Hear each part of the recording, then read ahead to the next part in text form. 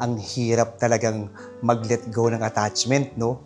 At minsan, ang pinakamasakit pa, hindi natin nare-realize kung gaano tayo ka-attach sa isang bagay o tao hanggang sa sinusubukan na natin itong bitawan. Maybe it's a relationship, an old wound, o yung need na kontrolado natin lahat.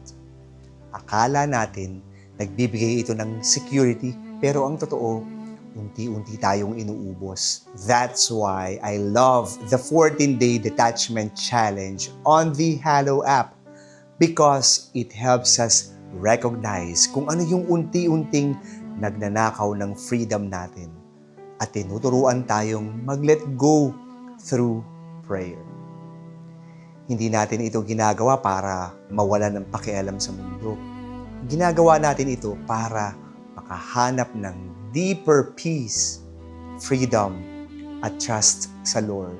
Because when you finally let go, hindi ka talaga nawawalan.